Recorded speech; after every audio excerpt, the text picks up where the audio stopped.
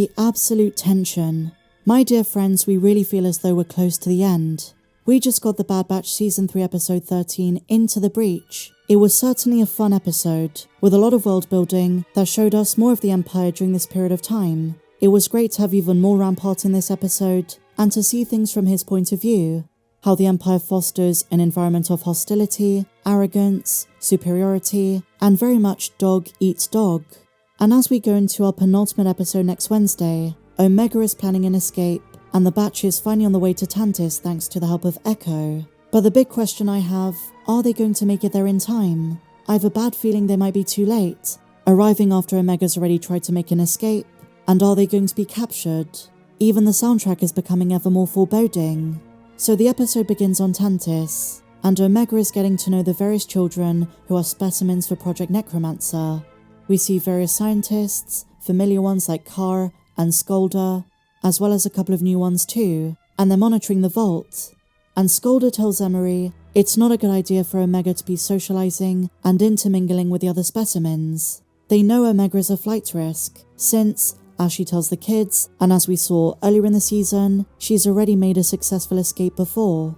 And I'm sure a part of Emery kind of hopes Omega does escape again, if given the chance. But Omega, being very tactical and strategic, notices an opening. Examining her surroundings, she gets a very good sense of the layout of the vault, and so during routine blood work, Omega is able to steal one of Emery's picks, the key to her breakout plan, one which she voices to the other children. And here is where we see Omega truly flourish in the realm of tactics. She's picked up so much from her brothers. She uses the pieces of the game that the scientists want the kids to play, and lays out her methodology. As I say, she demonstrates the layout of the vault.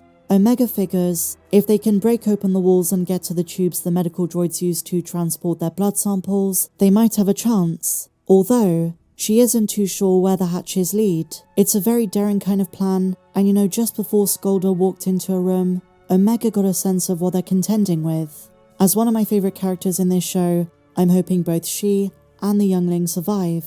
So now we cut to the other members of the Bad Batch, who still have Rampart with them, who they broke out of prison last week, and they're waiting for Echo. And the rendezvous point, the planet they're on, is one we've seen in the first season, Bora Vio. The Kaminoans had a cloning facility there, and used the facility as a rendezvous point for the bounty hunter Cad Bane to deliver Omega to Torn Way. But as we saw, Fennec Shand intercepted, she was sent by Nala Se to deter Bane and prevent Omega from being handed over. So in this episode on Bora Vio, Echo arrives with a stolen transport. He's helping the Batch with their mission. Now I want to talk more about Echo later in the video. I have some things I want to say, but first things first. The Bad Batch once again demands answers out of Rampart. They need to find Tantiss, but again, he says that Hemlock has safeguards in place to ensure no one can find it. But then he gives the clone brothers a way around this. Any ship going to Tantiss must first dock at Imperial Station 003 in orbit over Coruscant. This is where the coordinates are directly transmitted to the Navi computer of all ships heading to Wayland. So the plan is to go to the docking station and sneak aboard a ship that is Tantiss bound. But since they need Imperial clearance, they get Rampart to put on the clothes of an officer, although Rampart is very offended because the outfit they gave him is one of a captain, a big demotion considering he was a vice admiral, and he doesn't take it well. And he mutters to himself something pretty hilarious. I hate clones. Once again demonstrating his frustration and superiority complex over those he perceives as lesser than himself. Now a couple of days ago we spoke about the clips in the most recent TV spots, where Hunter's helmet is all black, and now we know why. To strip their markings, Echo burns them off their helmets. They want to be able to walk into the Imperial Station without drawing too much attention.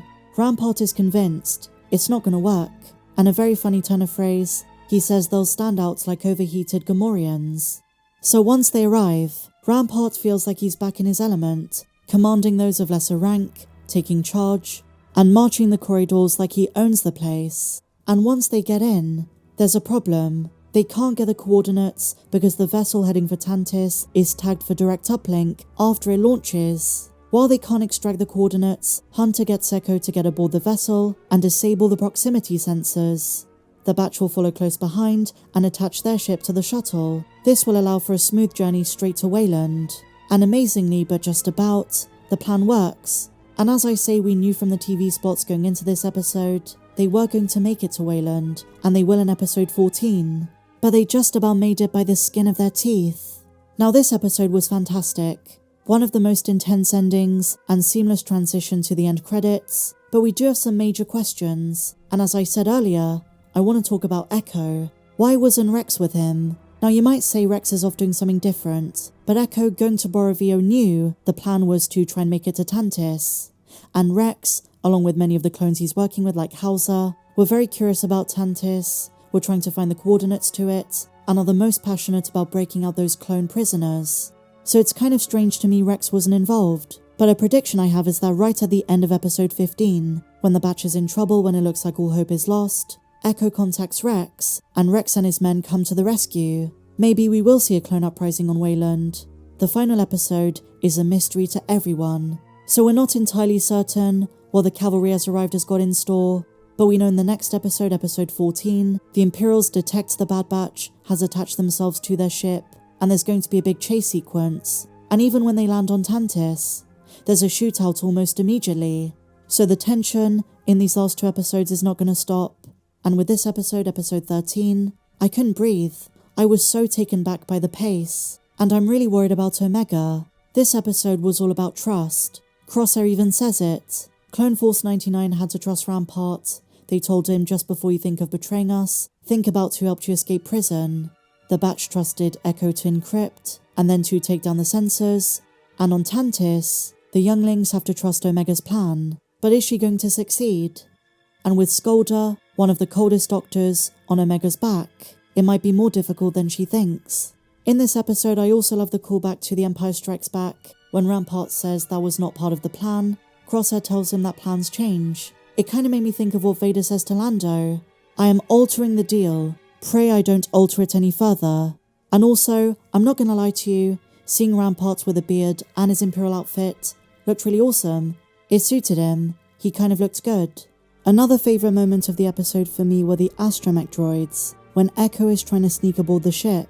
This felt right out of the Clone Wars, a nice little light-hearted moment, a comedic moment, which as a droid fan I really appreciated. And it was funny, after the astromech droids got sucked up, they sucked up a tiny mouse droid. And one final thing, yesterday I mentioned how next week's episode, episode 14, is going to be very short, and this makes me hope, with episode 15 the week after it being the final episode of the entire show, that they're going to make it supersized. But dang, this one was fun. This is one of the strongest episodes for what is already a very strong season of animated Star Wars, so I'm giving it a solid 10 out of 10. Full marks. But what did you guys think? Share your thoughts on this episode in the comments down below, and if you enjoyed this breakdown, please be sure to give me a big fat thumbs up, subscribe if you're new, and I'll see you in the next video. May the Force be with you, always.